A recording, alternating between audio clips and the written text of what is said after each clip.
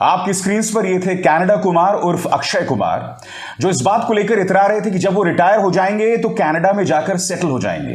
कल्पना कीजिए यही बात शाहरुख या आमिर ने कही होती तो तमाम लोगों ने उन्हें देशद्रोही करार दिया होता।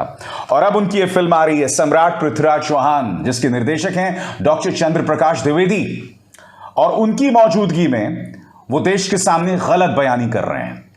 सबसे पहले मैं आपको बतलाना चाहूंगा उन्होंने ANI को इंटरव्यू में कहा क्या है, जो आपके स्क्रीन पर है। वो कह रहे हैं कि बदनसीबी से हमारे इतिहास की जो किताबें हैं उनमें पृथ्वीराज चौहान के बारे में सिर्फ 2 या 3 पंक्तियां हैं, 2 या 3 सेंटेंसेस। हमारे देश पर जिन लोगों ने हमला किया उन पर तो बहुत कुछ लिखा गया है, मगर हमारी संस्कृति, हमारे महाराजाओं के बारे में कुछ भी नहीं लिखा गया है। यह है कनाडा कुमार, जो आपके सामने एक बहुत बड़ा दावा कर रहे हैं कि हमारी इतिहास की किताबों में सिर्फ मुगल आक्रांताओं के बारे में जिक्र है, हमारे महाराजाओं के बारे में कोई जिक्र नहीं है, और पृथ्वीराज चौहान के बारे में तो सिर्फ 2 या 3 पंक्तियां हैं। चलिए साहब, हाथ कंगन को आरसी क्या। मैं आपको दिखलाना चाहता हूं दोस्तों आपके स्क्रीन पर, यह है 7वीं कक्षा में पृथ्वीराज चौहान पर पूरा एक अध्याय, पूरा एक चैप्टर। ये क्या कह रहा है मैं आपको पढ़ के सुनाना चाहता हूं। पृथ्वीराज चौहान 2 चैप्टर 18, इसमें साफ तौर पर लिखा गया है, द डे ऑफ संयोगिता स्वयंवर dawns and many kings present themselves on the occasion. Sanyogita, holding a garland of flowers, slowly makes her way past all of them, not selecting anyone till she comes to the statue of Prithviraj Chauhan. At the entrance, she pauses there.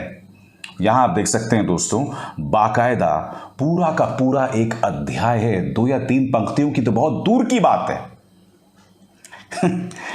दिक्कत क्या है ना दोस्तों, जिन लोगों ने पढ़ाई लिखाई की होगी तभी तो उनको पता होगा ना किताबों के बारे में।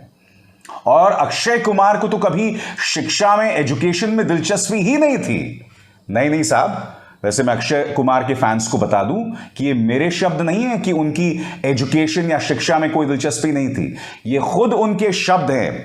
देखिए साहब, ये इंटरव्यू उन्होंने दिया था हिंदुस्तान टाइम्स को, और उनसे जब सवाल पूछा गया कि वो खालसा कॉलेज में पढ़ रहे थे तो खालसा कॉलेज से वो उन्होंने ड्रॉप आउट क्यों लिया, यानी कि बीच में कॉलेज क्यों छोड़ दिया, तब उन्होंने क्या कहा था मैं आपको पढ़ के सुनाना चाहता हूं।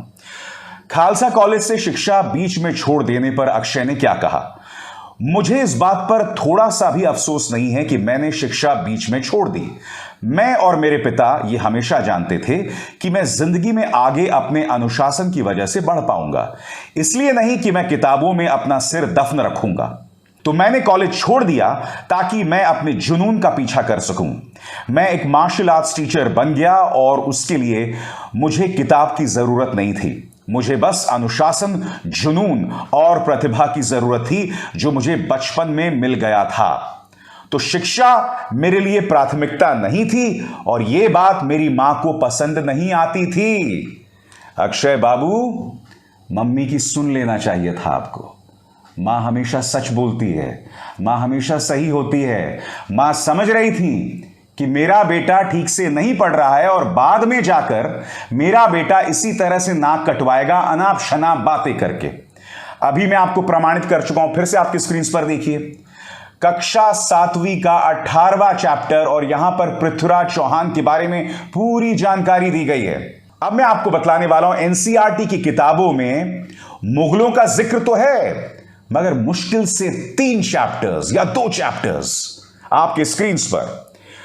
Class 6 History Social Science in NCERT has 11 chapters. 11 अध्याय हैं क्लास 6 NCERT Social Science। कक्षा 7 में NCERT के 10 अध्याय हैं। कक्षा 8 में NCERT के 12 अध्याय हैं इतिहास के। और इन 33 में से, इन कुल 33 में से मुगलों के बारे में सिर्फ 2 अध्याय हैं। और कौन से? अध्याय नंबर 3 और अध्याय नंबर 4। यह है कक्षा 7। अब हम आते हैं कक्षा 9 में। NCERT की इतिहास की किताबों में क्या क्या लिखा गया है, किस किस बारे में चर्चा है। पार्ट 1 फ्रांसीसी क्रांति, पार्ट 2 यूरोप में समाजवाद और रूसी क्रांति, पार्ट 3 नाजीवाद और हिटलर का उदय, पार्ट 4 वन्य समाज एवं उपनिवेशवाद, पार्ट 5 आधुनिक विश्व में चरवाहे, पार्ट 6 किसान और काश्तकार, पार्ट 7 इतिहास और खेल क्रिकेट की कहानी, पार्ट 8 पहनावे का सामाजिक इतिहास। आगे देखिए साहब, कक्षा 9 इतिहास एनसीईआरटी में 8 चैप्टर्स और इसमें मुगलों के बारे में कुछ भी नहीं था। अगर आपको लग रहा है कि मैं काल्पनिक बातें कर रहा हूं दोस्तों, तो आप देख सकते हैं YouTube चैनल है आपके स्क्रीन पर, पूरे स्क्रीन पर देखिए। ये YouTube चैनल है एनसीईआरटी कक्षा 7 और इसमें बाकायदा बताया जा रहा है कि कक्षा 7 में पृथ्वीराज चौहान द्वितीय के बारे में बात बतलाई गई है।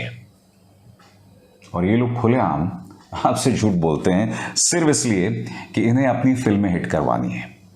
मगर बड़ा सवाल यहां पर कि अक्षय कुमार ऐसा कह क्यों रहे हैं। सबसे बड़ी बात, वो चाहते हैं कि उनकी फिल्म को लोग देखने आए। दूसरी बात, आप जानते हैं कि वो भारतीय जनता पार्टी के बहुत बड़े सेवक हैं और वो वही बातें करते हैं जिससे बीजेपी को फायदा हो। हालांकि मैं बात स्पष्ट कर दूं, 2014 से पहले भारतीय जनता पार्टी के प्रति इनका कोई प्रेम नहीं था, राष्ट्रवाद के प्रति इनका कोई प्रेम नहीं था, भारतीय संस्कृति के प्रति इनका कोई प्रेम नहीं था। 2014 के बाद मान्यवर समझ गए कि भाई अगर मुझे मौजूदा भारत में, न्यू इंडिया में, प्रधानमंत्री मोदी के भारत में तरक्की करनी है तो भारतीय जनता पार्टी की सेवा करना बेतहाशा जरूरी है। और आप जानते हैं कि भारतीय जनता पार्टी के प्रचार में हर बार इस बात का जिक्र होता है कि किस तरह से हिंदू हमेशा से दबे कुचले और पीड़ित रहे हैं। उनके प्रचार में आज भी यही बात है कि साल 2022 में भी बेचारे हिंदू जो हैं वो दबे कुचले हैं। यानी कि या तो हिंदुओं को डराओ या उनको भड़काओ। और पृथ्वीराज चौहान के बहाने अक्षय कुमार भी कहीं ना कहीं यही बात कर रहे हैं। मैं आपको बतला दूं दोस्तों, इतिहास की किताबों को तो भूल जाइए। बचपन में मैंने अमर चित्र कथा पढ़ी थी। उस अमर चित्र कथा में मुगलों के तमाम जो बादशाह थे उनके बारे में भी था, शिवाजी के बारे में भी था, महाराणा प्रताप और उनके बेटे के बारे में भी था, शिवाजी और उनके बेटे के बारे में भी था, चोला साम्राज्य और जितने भी साम्राज्य रहे उनके बारे में भी था। तो सिर्फ इतिहास की किताबें नहीं, कॉमिक बुक्स के अंदर भी हमारे जो हिंदू महाराजा और महारानियां थी सबके बारे में बखूबी बयां किया गया। तो यही नहीं, अमर चित्र कथा में तो महाभारत और रामायण से जुड़ी कथाएं भी थीं। मगर ये लोग आपको ये बतलाने का प्रयास बार बार कर रहे हैं कि 2014 से पहले हिंदुओं की जो मान्यताएं हैं उसे लगातार कुचला गया। उनके देवी देवताओं के बारे में आपको किसी ने कुछ नहीं बताया। हिंदू महाराजाओं और महारानियों के बारे में कुछ भी नहीं कहा गया। ये बार बार आपको ये चीजें बतला रहे हैं जो सरेआम झूठ है और झूठ के अलावा कुछ नहीं। मैं फिर आपसे कहना चाहता हूं, जो लोग ये दावे करते हैं कि हमारे इतिहास की किताबों में सिर्फ और सिर्फ मुगलों के बारे में है, हमलावरों के बारे में, क्या ये बात सही है? क्योंकि देखिए, अगर सिर्फ मुगलों के बारे में जानकारी होती और शिवाजी के बारे में नहीं और महाराणा प्रताप के बारे में नहीं होती तो हमें ये सब कहां से पता चलता, बताइए ना। क्योंकि हमें ये सब चीजें जो हैं वो कहां से पता चली हैं, या तो अपने किताबों से जो हमने पढ़ी हैं या फिर अपनी फिल्मों से। क्योंकि हमारी फिल्मों में भी शिवाजी के बारे में, महाराणा प्रताप के बारे में और जो तमाम बड़े बड़े हिंदू महाराजा महारानी थे उनके बारे में बाकायदा फिल्में बनी हैं दोस्तों। मैं इस कार्यक्रम के जरिए सिर्फ आपको यह बतलाने का प्रयास कर रहा हूं कि इनका मकसद सिर्फ अपनी फिल्म बेचना है दोस्तों। नंबर 1, इनका मकसद सिर्फ भारतीय जनता पार्टी का प्रचार करना है क्योंकि इससे इनको फायदा मिलता है। क्योंकि ये वही लोग हैं जो प्रधानमंत्री से मिलकर कहते हैं कि भाई आप आम चूस के खाते हैं या काट के खाते हैं।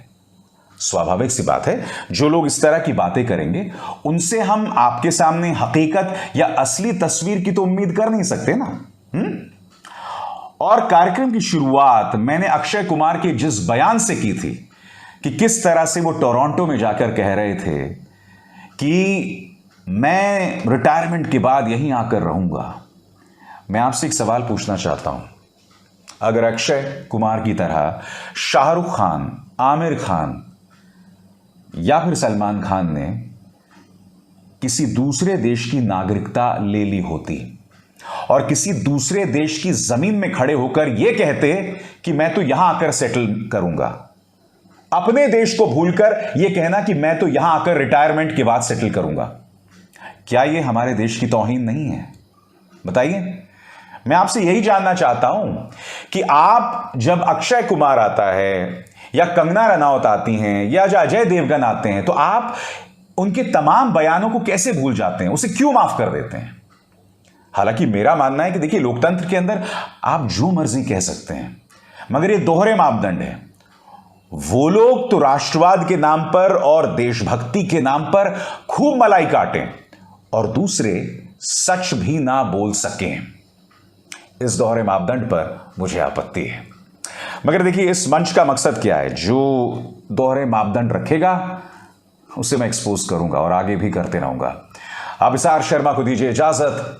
नमस्कार। स्वतंत्र और आजाद पत्रकारिता का समर्थन कीजिए, सच में मेरा साथी बनिए। बहुत आसान है दोस्तों, इस ज्वाइन बटन को दबाइए और आपके सामने आएंगे ये 3 विकल्प, इनमें से एक चुनिए और सच के इस सफर में मेरा साथी बनिए।